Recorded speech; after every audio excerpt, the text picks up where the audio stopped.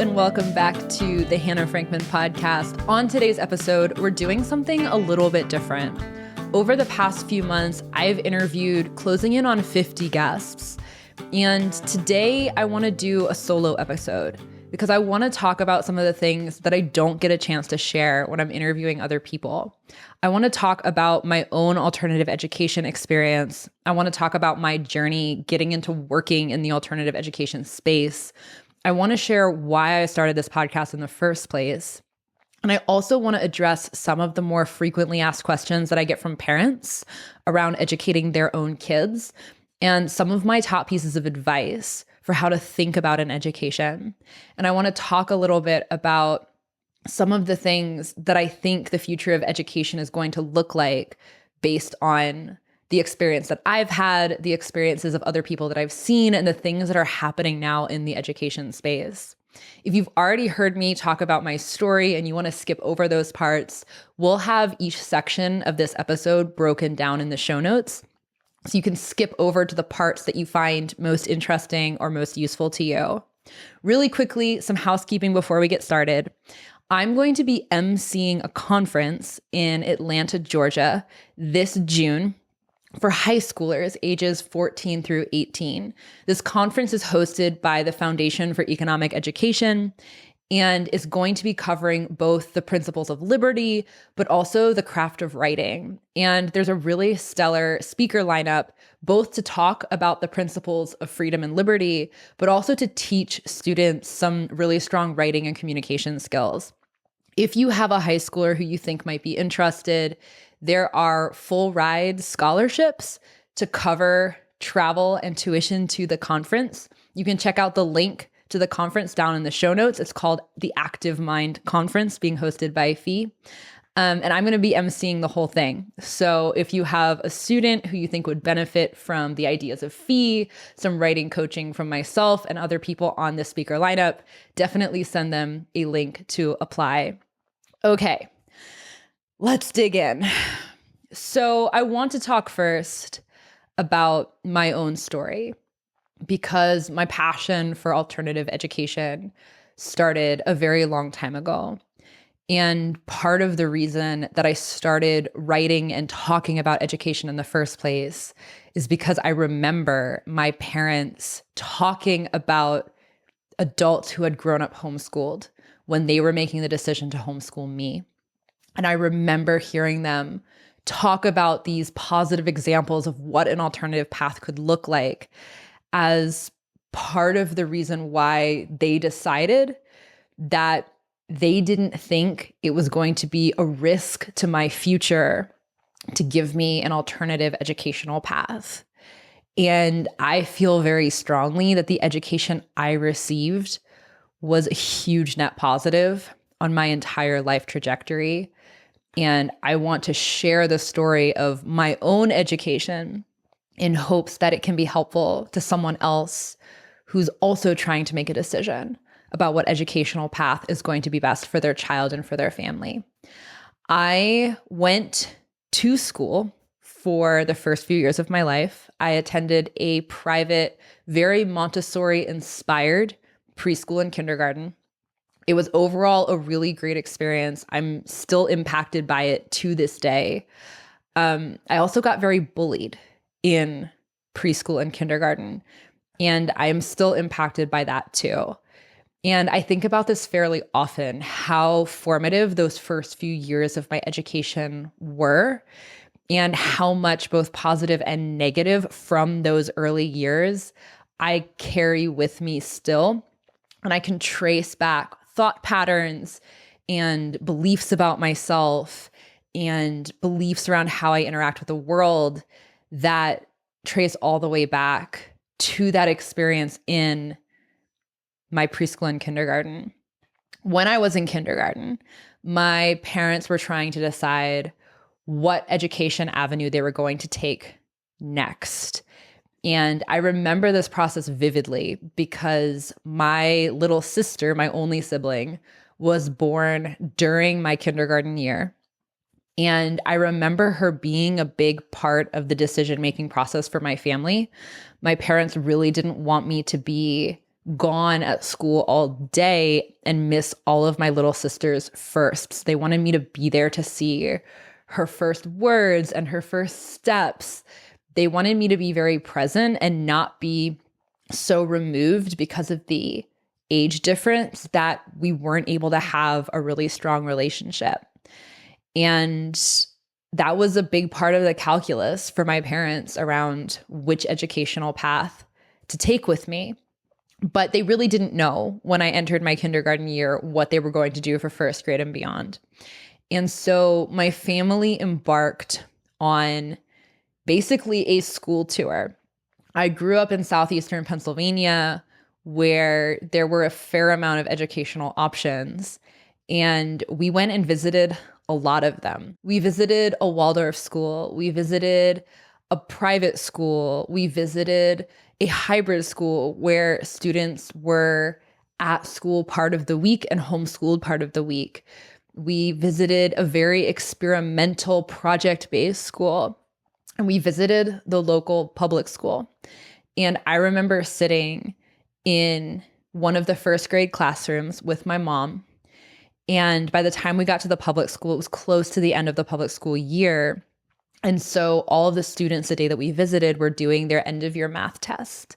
And the teacher had an extra handout and she gave it to me. And my mom and I sat in the back of the classroom and watched the kids take their end of year test. And I took a pencil and I did all of the work on this end of year test sheet. And I got all of the answers right. And my mom realized that she couldn't send me to public school because I would have been bored out of my mind, because I was already ahead of the public school kids because I had been inside of a Montessori-inspired preschool and kindergarten. And the Montessori approach in the early years is much more advanced than the public school model. So kids coming out of Montessori programs tend to have a more advanced reading and mathematical background than kids at the same grade level inside of a public school. So the public school was out. The Waldorf school was too far away for us to commute to every day. So that was out. My parents didn't like the private school that they'd visited. The hybrid school didn't feel like a good fit. And so eventually my parents decided to homeschool me. And the way they came to that conclusion is they put a big piece of paper up by our stairs. And they wrote on one side pros and on one side cons. And they explained to me what a pros and cons list was. And they said that anytime anybody thought of a pro or a con for going to school or homeschooling, that we could add it to the list. And at the end of the day, I was 6 years old. I was not about to be making a decision about the future of my education, but my parents made me feel like I was involved in the process. And that had a really formative impact on me because it taught me how to think critically about education instead of education just being a thing that happened to me, as is the experience for most small children who don't get a say in what school they're going to or how they're being educated. So we embarked on a homeschooling journey, and my mom had been very impressed by the Waldorf school that we'd visited. And so my early education had a very strong Waldorf approach, which, if you're familiar with Waldorf education, it's very art-based. It's very focused on natural materials. You use beeswax crayons instead of your normal Crayola crayons. You put your lessons in lesson books that have onion skin paper in between the pages to keep everything you're doing from smudging. It's very beautiful. And in the first couple of years, my mom experimented with using curricula that she purchased, but she ditched that very quickly. She realized that designing a curriculum that was very tailored around me, and then later my younger sister as she got older, was a much more effective way of delivering the kind of education that she wanted us to have. As homeschooling families know, you don't have to spend lots of time every day on school. And honestly, most of the hours of my childhood were spent playing outside. I spent hours and hours building forts in the woods, exploring the property around my parents' house. I learned how to garden. I learned how to raise chickens. My sister and I spent hours upon hours playing dress up and imaginary kingdoms. I wrote children's books for my little sister. I tried my hand at writing fiction. I had ample room to be creative, which there's a very clear through line between that experience as a child and my adult life now as an entrepreneur, as a podcaster, as a writer, doing things that are very creative, which was a habit and a muscle that I built very early on because of all the spaciousness that I had in my childhood that allowed me to do the things that I was naturally hardwired to do, which was play and create. I also had my first experience as an entrepreneur in this kind of setting when I was 12. I started my first business making handmade dolls. It was kind of an accident, as I still believe most good businesses are. I made a hand-knitted doll for my little sister. She took it with her to the homeschool co-op. We were a part of the moms at the homeschool co-op, inquired about these dolls and wanted to know if I could make one for their children. And I was very soon taking orders. My mom taught me how to keep a record book, how to do basic accounting for my business, keeping track of all of the orders, all of my material purchases. I never actually made any money because I spent everything that I was making from my sales on buying more materials, far more than I actually needed. I hadn't learned about business budgeting yet. But that was also a very formative experience that taught me that you could make things that the world would find desirable, and you could exchange those things for money. And that wasn't some abstract concept that people far away in office buildings did. That was a thing that you could do at any point in time. And I think that also was very formative in my unfolding as an entrepreneur and most of my adult life. When I got into high school, my education became a bit more focused. I spent a lot of time watching recorded lectures from the teaching company or the Great Courses. If you're not familiar, the Great Courses hires the best college professors in the world and contracts them to teach lecture series on their areas of expertise designed for continuing learners. So you can watch lecture series on Greek and Roman history, on medieval literature, on American government, on chemistry, on algebra, on anatomy and physiology, whatever you want to learn about. And I wanted to learn about everything. I also discovered that you can get many of the great courses from your local library. So I had pretty open access to almost anything I wanted to learn about. And my high school experience was in large part spending 4 years watching as many of these lectures as I possibly could. I spent hours a day on this, and my parents knew that I was a very academically inclined child. So they were pretty hands-off during my high school experience. They made sure that I was doing everything I needed to meet Pennsylvania's state requirements for graduating from high school. They made sure I had access to whatever resources I needed. But for the most part, I decided every year what I was going to study. I found the resources that I needed. I gave myself my own reading assignments, my own homework assignments. I gave myself my own grades. And I spent 4 years going down some weird rabbit holes, like studying oceanography and trying to read as many of the great books as I possibly could. And over the course of my 4 years in high school, I went through this very slow process of beginning to question whether or not I was going to go to college, because I was the daughter of 2 college graduates. Most of my extended family had university degrees, and I was a very academic kid who did very well with school. And so everyone just kind of assumed that I was going to be college bound too. But I remember when I was 15 years old, my mom and I went to a college planning night that was hosted by our local high school. And I remember sitting in one of the workshops and hearing the guest speaker talking about how much debt the average college graduate has and how many college graduates default on their loans. And I remember sitting there thinking, this doesn't sound like a smart way to start your adult life, spending a bunch of money that you don't have on a degree that you don't need. And I realized very quickly that nothing I wanted to do required a college degree. I didn't want to be in a traditional career where I would have to have a university credential in order to land a job. And I spent the 4 years of high school really wrestling with this because for so long, my assumptions about academic success meant you get into a good college and you get a degree and you maybe even go on and get a higher level degree. You don't not go to college altogether. But I couldn't justify the decision of going to school and spending money I didn't have and going into debt for something I knew I didn't actually need and I wasn't even sure I wanted.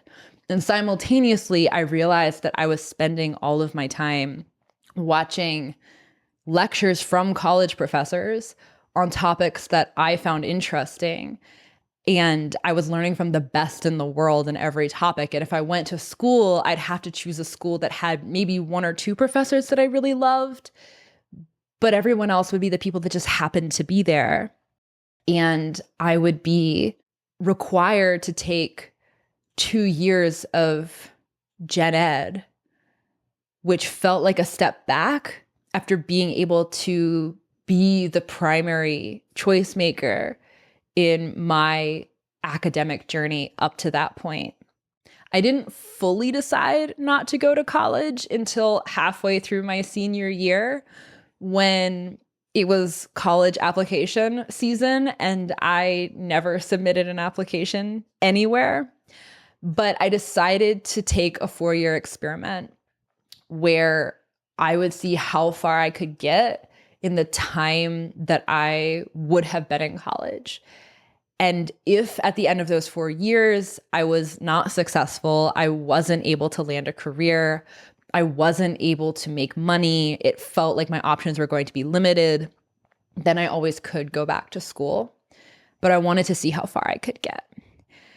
Almost everybody I knew, with the exception of my parents, who were incredibly supportive, told me that I was crazy and that it was a huge mistake to not go to college.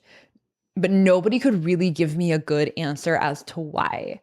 It usually boiled down to you need to have the college experience, which I didn't buy at all. So I decided not to go. Over the course of that first year out of high school, as well as my senior year when I was making the decision not to go, I'd been doing lots of frantic Googling about how to be successful without a college degree. And I found this program called Praxis. That was a very new company. It was a startup and it was helping young people land jobs at startups instead of going to business school. It was billing itself as a college alternative program. And a couple of people on the team were university dropouts. One of them dropped out of the University of Michigan. Another one dropped out of the University of Pennsylvania, which is a very prestigious school. And they were talking about why they were taking a professional path instead of spending time and money on a degree. And I read everything that they published. I held onto it like a lifeline. And eventually I reached out to them and said basically, hey, this is my story. The content that you've put out has been extremely helpful to me. Thank you. And they reached back out and we ended up having a very long dialogue back and forth. I got on a couple different calls with people on their team. They thought I was a great candidate for the program. And so they tried to recruit me to join their upcoming class. I didn't want to land a random startup job. I was not interested at all in doing the program, but I was very interested in Praxis. And so I spent a few months just following very closely what they were doing, staying in touch with the people building the program, and eventually saw that they were hiring an intern and jumped on it almost immediately upon that being posted saying, hey, I want this. What do I have to do?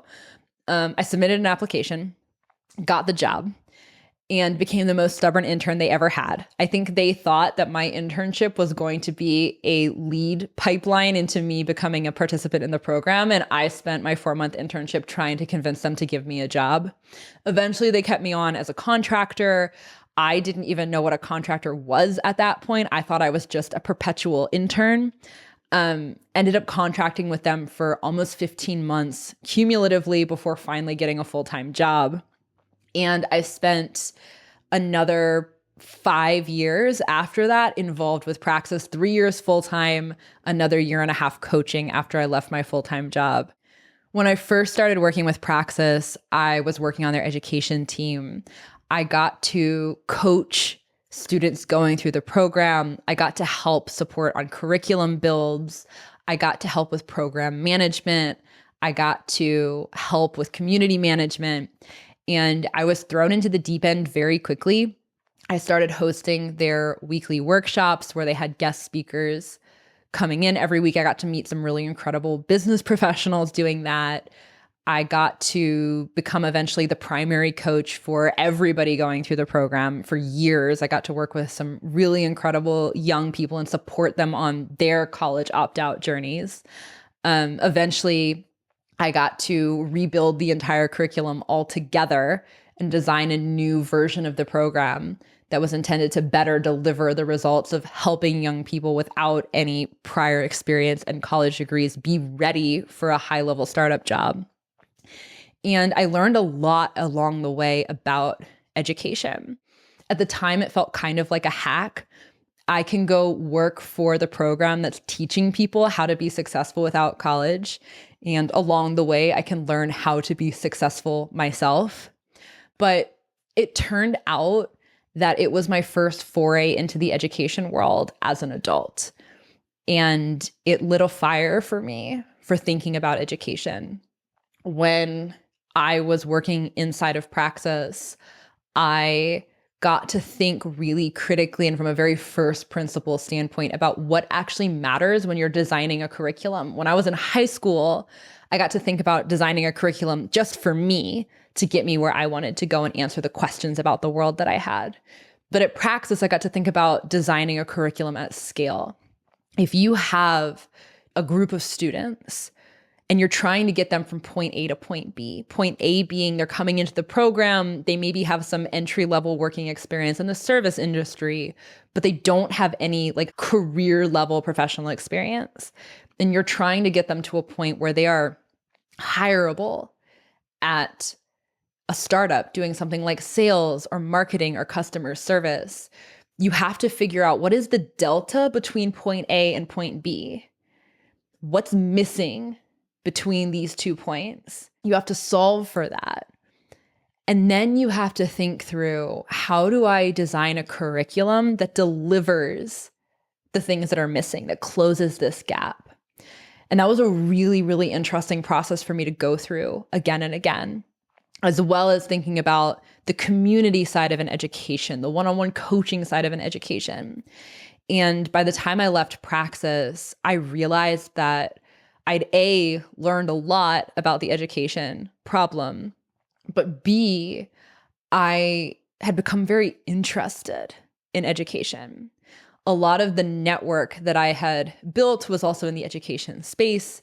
And so when I left Praxis after 3 years of full-time employment, basically because I had tapped out on upwards growth and I knew it was time for something new and bigger if I wanted to keep challenging myself, I knew lots of people who were working in education. So I started to get inbound leads from people who were looking for education help, which is eventually how I went on to start the marketing agency that I now run, where many of our clients are in the education space and we're helping them with marketing and branding and positioning. That's also how I started talking about education more broadly, and how some of my projects like Rebel Educator and this podcast came to be. I've been full-time for about 2 years now, building out education brands, building my marketing agency, about a year now building this podcast. And I've had a lot of conversations with parents who are trying to figure out what education avenue they want to take with their kids, with founders and entrepreneurs who are building new schools, with students who are coming out of alternative programs, with investors who are backing different projects. I've found a lot of commonalities in the questions that people ask, but I've also gathered my thoughts about what I think are the most important things for people to bear in mind as they're thinking about an educational path. And a lot of the things that I think people don't always question enough or don't always take all the way to first principles when maybe they should. And that's what I want to talk about next. The most important pieces of advice that I would give parents on how to think about the schooling of their children. The first one is that we stress out way too much about college. Everybody told me that I was ruining my life by not going to college. And yet, by the time I was 22 and I would have been graduating from college, I was already working at a well-paying startup job. I had a positive network. I had years of experience under my belt. And I realized that most of what people had told me about college wasn't true. Once you start working, people start caring about your resume, not your degree. They care about your past experience and what you've accomplished in those experiences, not about where you went to school.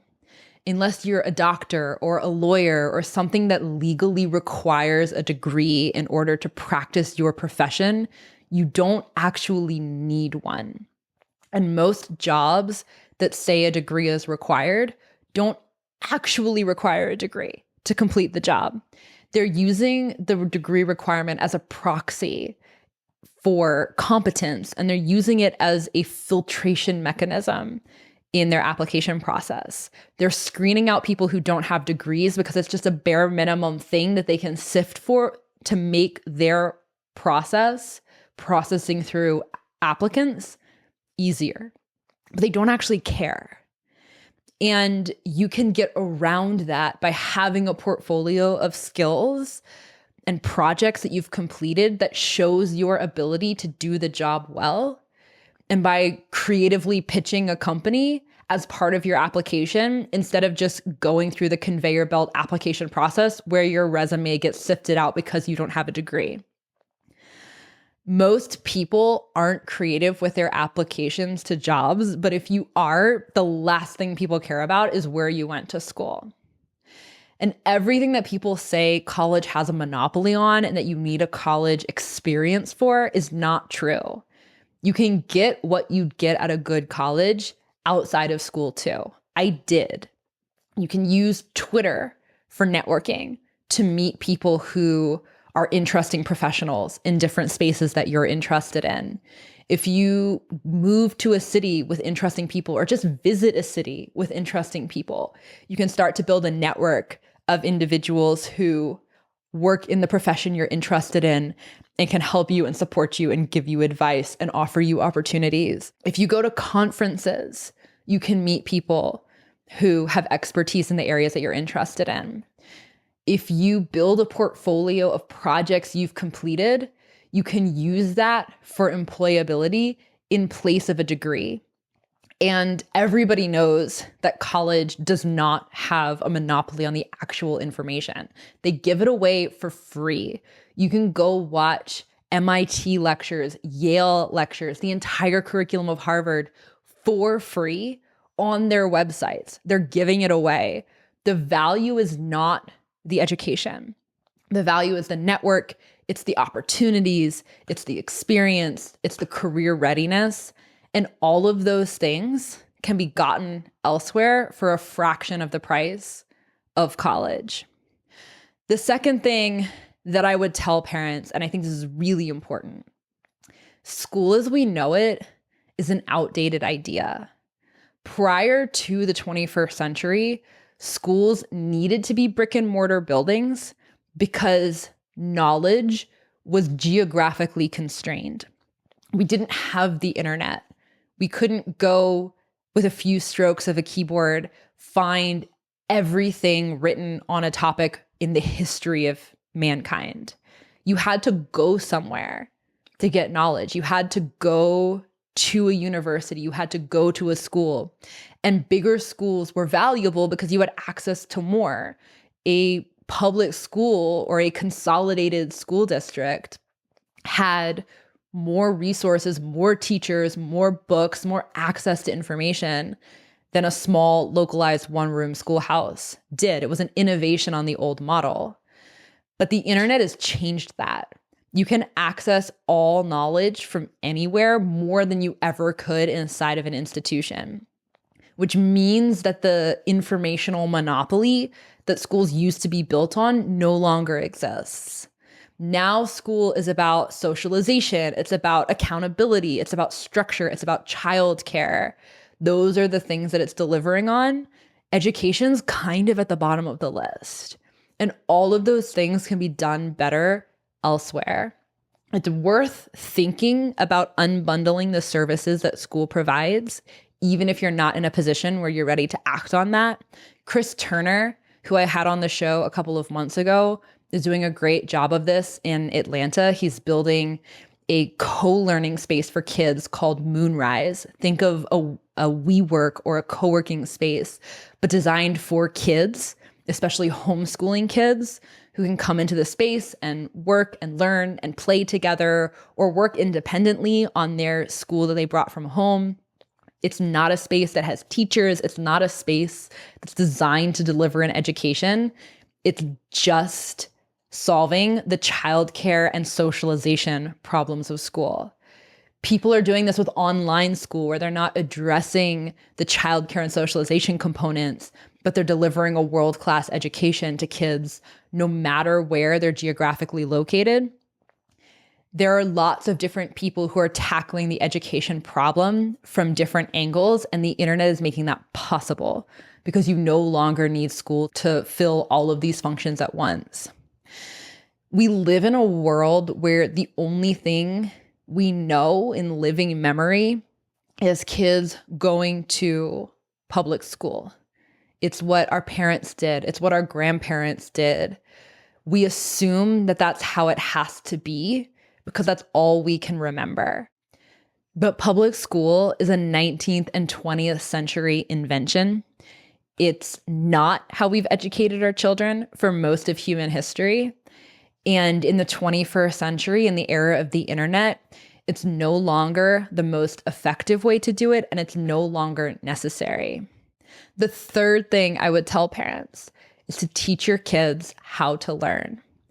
In the era of the internet, not only is access to information different, but careers are different.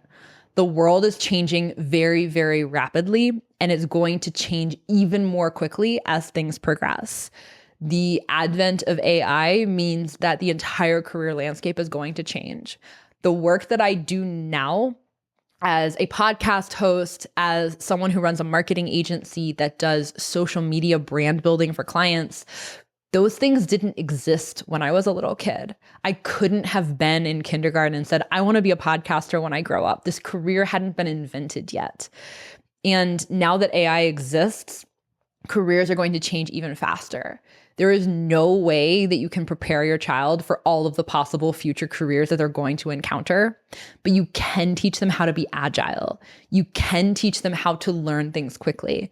And you can teach them how to take advantage of the fact that they have access to more information at their fingertips than most people for the history of the world could have accessed in their entire lifetimes.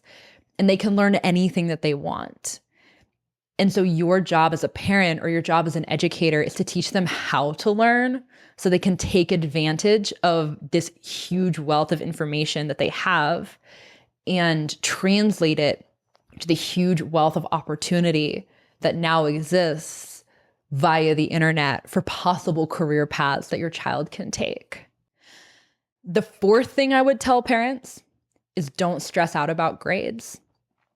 I've shared some posts on Twitter over the past few months about the phenomenon of grade inflation and comparing rising grades to falling test scores as an indicator that grades don't actually matter. They're kind of an arbitrary and made up structure. But more importantly, nobody cares about your child's report card or their permanent record that school administrators like to scare them with. Good test scores, but poor learning ethic is far more detrimental to your child's future than having poor test scores, but good learning ethic. When your child is in school, they're taught to the test. They're taught things that they're going to need to know in order to get good grades, score well on tests. Often these are things that they're not yet ready to learn or that they're not yet interested in. And over time, this can lead to a real feeling of apathy around learning that's caused by coercive learning structures. This can kill children's innate desire to learn, and it often does. If you observe small children who always ask why and who are always excited to learn something new, you compare them to older students, middle schoolers, high schoolers who are deeply apathetic about learning new things. That's not actually a normal developmental arc. That's a shift that occurs in a child after years of being coercively taught things that they didn't want to know and they didn't see a purpose for. If your child develops a strong learning ethic, a strong desire to learn new things, that is infinitely more important to their long-term success than a report card that no one is going to care about 10 years down the road. I've interviewed Matt Bateman, one of the co-founders of Guidepost Montessori, a couple of times on the podcast. And he talks about the fact that most of K-12 education is preparation for the junior and senior year. And the junior and the senior year are important because that's when a student gets into college. And your college acceptance is the most important thing in a child's entire education in the eyes of the establishment.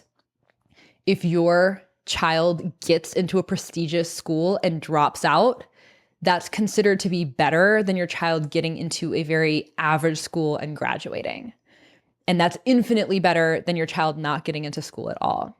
And so everything in K-12 education is built around making sure that a child does well on their college applications. And that leads parents to stress out about grades. But don't stress out about grades. They're not nearly as important you think, and it's not worth killing your child's love of learning in the process. The fifth thing I would tell parents is don't force kids to learn things when they're not ready. My little sister, who is 6 years younger than me, did not want to learn how to read. She hated it. My mom taught her phonics. She taught her the alphabet. She taught her how to sound out words. My sister could read basic words, but she hated it. And she fought my mom tooth and nail to sit down and actually read books. And my mom let her. My sister was in first grade. She was in second grade. She didn't want to read. And my mom didn't force her until my sister was 8 years old. And my mom finally said, okay, like it's time. My sister was showing signs of being ready. She was showing more interest in books. And my mom said, okay, let's sit down every day for the month of February. It's the shortest month of the year. And let's read a short book every day. It can be a picture book. It can be something really simple, but every day we're going to read something. And by the end of the month of February, my sister was reading at an above grade level. She was reading beyond my mom's sitting down with her and reading books every day. And to this day, my little sister is an avid reader. She reads more than I do, and I love to read. She is constantly checking books out of the library, going to bookstores and purchasing books. Every time I talk to her, she's reading something new. And I attribute a lot of that to the fact that my mom didn't force her to read before she was ready.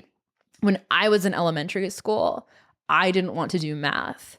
And my parents were early in their homeschooling process, and they made me do math because that's what you're supposed to do. And so every day I would have to sit down and complete a worksheet, and hated it. And to this day, I can't stand math. I have to do math as a business owner, and I hate it. And I know from doing SAT prep when I was in high school that I'm actually not bad at math, and I kind of like the puzzle of it. But because learning math coercively early on as a child was such a painful experience to me, I feel a huge resentment towards having to do any math at all. And I attribute that to having a coercive experience with it when I was in elementary school. If your kids aren't ready to learn something, don't force it. They'll be ready eventually when their own natural curiosity is piqued, or when they have an application that makes them interested in learning a skill, and they will be much better served from having that experience as opposed to being forced to learn something that they weren't yet ready for. The sixth thing I would tell parents is to embrace efficiency. Most homeschooling families know that school only takes a couple of hours a day. It does not take 7 to 8 hours a day unless the schooling model is optimized for childcare, or unless you're delivering education on such a mass model that you have to waste most of a child's time in order to make sure that you're meeting every child's needs. School does not have to take a long time. It does not mean you're doing it wrong if it only takes a couple hours a day. Embrace that. Seek to be as efficient as possible so that your kids can have as much time as possible to be kids, to have a childhood, to be playing, to be exploring, to be doing creative work, which most likely in the long run will be far more important for their development and the formation of their character and for paving the path to their future than any of the academics they're going to be engaging with. The academics are important too, but the free play and free exploration that they have time for will likely be infinitely more so. The seventh thing I would tell parents is that a liberal arts education is still a worthy endeavor. There is a lot of conversation in the education space around what should and shouldn't still be in a curriculum. A lot of models are very focused on skill building. A lot of models are very focused on project-based learning. There's a big conversation around the importance of life skills and their superiority to learning abstract concepts that you're never going to use in your day-to-day life. A liberal arts education won't teach you job skills. It won't make you career ready. Anyone who tells you, oh, just go to college, get a liberal arts degree, and then go land a job, that being painted as a straight path is a lie. That's not true. But a liberal arts education will teach you how to be a human, which is arguably your most important work in life. It will teach you how to think. It will give you context on how to think, on how the world around you is structured and how it has evolved over time and how it will continue to evolve into the future. And all of those things are really important to understand if you want to have a hand in its evolution, if you want to be an active player in it. With all of the technology that we now have access to, it's very easy to be lazy about thinking. It's very easy to be lazy about doing the hard work of pondering what it means to be a human and to do it well. And a liberal arts education is in some ways the best inoculation against that. It's the best preparation a child can have to maintain their sense of wonder and excitement and enthusiasm about the world around them. Studying like true academic ideas is still important. It is still a worthy endeavor, and it is still worthy of being infused into a curriculum. That being said, the next thing I would tell parents is that at the same time, more things are education than you think. And school has taught us to segment out academic subjects as being school and everything else is other life stuff. And when you're thinking about your work as being the formation of a child, you're thinking about your work as being the stewarding and the nurturing of a child all the way to adulthood and helping them prepare for success as an adult. There are a lot of things that go into their education and their preparation for that. Your child needs to learn life skills, things like shopping, banking, finance, taxes, the ins and outs of business. They need to learn home skills, things like cooking and cleaning. And they also need to learn social skills, things like emotional intelligence, networking, managing and maintaining relationships, navigating the really uncomfortable things that come up when multiple people interact with each other. And all of those things are incredibly important for their life success. And all of those things need to be factored into an education. It's not always the job of a school to deliver those things, but as a parent, these things are just as much your responsibility as their academic learnings.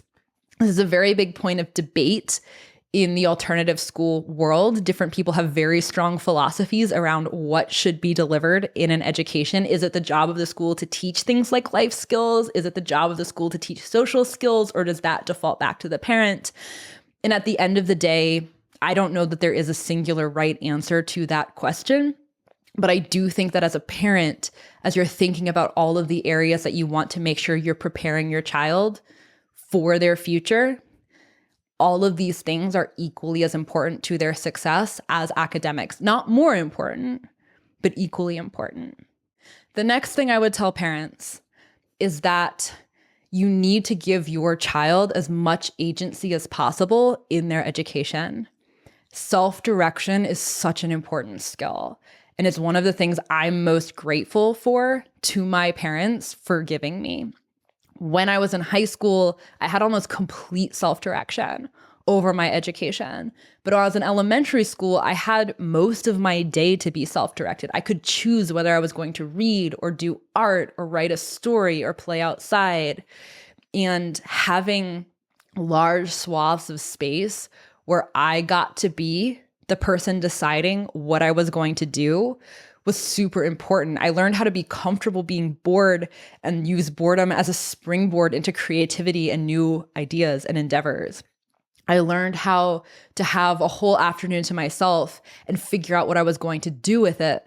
But I also learned how to follow my interests over time and iteratively work on projects and do things that often kids coming out of high school and going into college struggle with, because they've spent their entire lives having everything planned for them, what they were going to do in their school day, what sport they were going to do after. Everything was always covered for them. And they go to college and you hear college professors talk about how much kids can struggle in their freshman year because they've never had to be self-directed before. Give your children the gift of agency. Give them as much self-direction as possible. If they never learn how to be their own captain and to follow their own compass, they're going to spend their entire lives looking for other people to tell them which direction to move in and what to do next. And they're never going to be able to live a life that's structured around the things that are most important to them because they never will have learned how. Give your kids as much self-direction as possible in their education, even at the expense of everything being done perfectly every time, because in the long run, their ability to self-direct is infinitely more important to their development. The next thing I would tell parents is that socialization, as we worry about it, is overrated. Learning how to interact with other kids, with other adults is an important life skill. But the way we do it inside of public school is very artificial and very strange. When a child is in school, they learn how to interact with other students at their grade level, often at their aptitude level. And they learn how to interact with adults only as authority figures, to be respected and obeyed. Most homeschoolers that I have met over the years, and most students at truly alternative models of school, are far more adept at interacting with kids of disparate grade levels, with other adults, because to them, that's just normal. A homeschool kid goes to a homeschool co-op and interacts with kids of all different grade levels. They interact with older siblings, younger siblings, parents, grandparents. When they go to the store, they're interacting with the cashier. When they go to the bank, they interact with the clerk. They're learning how to interact with people at differing levels and in different arenas in life in a way that's necessary for real life, but in a way that kids at school rarely get a chance to do because they're in the classroom all day. Much of what we're worried about with socializing our kids isn't true. We worry about our little kids being socialized, but when kids are small, they do a thing called parallel play. They don't even actually play with each other. They play alongside each other. And they do better work when they work alongside each other. Montessori education spends a lot of time focused on this. If you walk into a Montessori classroom for kids ages 2 through 6, you'll see that the small kids are all working independently. They're all set up around the classroom, doing their own work alone, and super focused on something without interacting with their peers. As kids get older, they need socialization more. They're more developmentally ready to work on group projects. But even then, they don't need to be working with other kids at their same grade level in order to be getting the socialization that they need in order to learn how to interact with each other. And in school, kids are also subjected to bullying. They're subjected to peer pressure, often at the expense of being comfortable being their own selves. They're trying to do what they need to do to fit in, often at the expense of their own sincere interests and their own sincere development of themselves. If your child's on an unusual education path, don't worry about socialization in a traditional sense. And honestly, if your child is in a more traditional school, I would probably still recommend broader socialization beyond just the classroom, meeting other people out in the real world besides their peer group, because those interpersonal skills are going to be incredibly valuable on their life path. Parents often ask me, what school would you most recommend we send our kids to? Should we homeschool? Should we do an online school? Should we find something like Acton Academy or Montessori schools? I spend a lot of time recommending schools online, and if you're looking for options, you should send me a message on Twitter or check out some of the Twitter threads that I've already created of schools that I recommend. But honestly, I think recommendations are so case specific. I see education as kind of falling into two camps. There are the traditionalists who are embodying the public school model or a private school model that is very similar to public school. It's coercive, top-down learning, very grade dependent, very test dependent. And then there are the self-directed learning camp, the people who value the autonomy of the child's own sense of agency and self-direction, the natural unfolding of the child's interests and proclivities as being more important than any test results that the child could be studying for. Anything that falls in that second category, I tend to be a fan of, whether it's a Montessori approach, a Waldorf approach, something like Acton Academy, a micro school that started in your area. Homeschooling can also fulfill that. Homeschooling can mirror either of these two buckets. And I always advocate for parents taking the second approach. If you leave public school, but you're still doing public school things just at home, you're missing out on all of the advantages that homeschooling can offer you.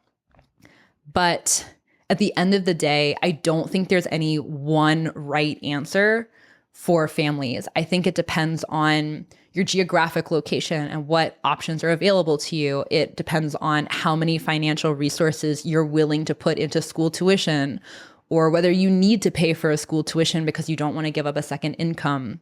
It depends on the nature of your child. Are they more interested in being around their friends all day, or are they going to do better in a home one-on-one setting? It depends on your peer group. Do you have friends who want to start a homeschooling pod with you, or are you in a place where you have to do this on your own?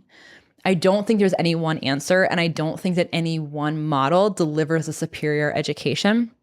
I think it depends on your family, it depends on your child, and the most important thing is to be very in tune with that. I think it's very hard to get this wrong. If you're pulling your kid out of the traditional model, you can move through multiple different schools, multiple different approaches before landing on the one that works, and still deliver a world-class education for your child that's better than what you would get in traditional school. What matters less is that you're getting it right every time.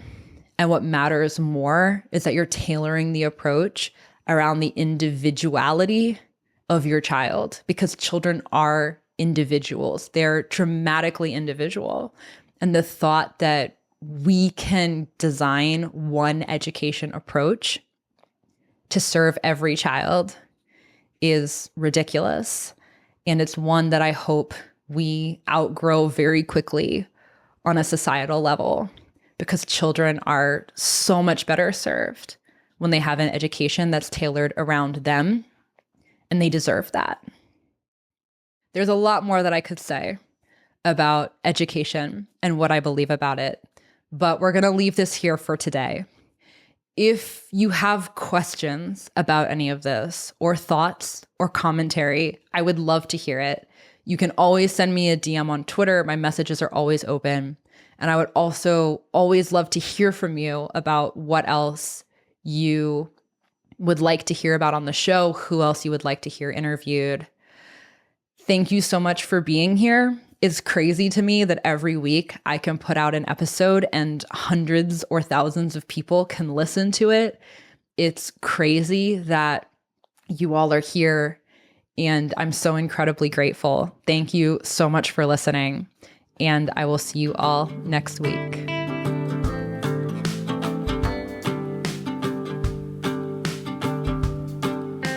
All right, my friends, that is a wrap for today. Thank you so much for listening to today's episode. I hope that you found this valuable.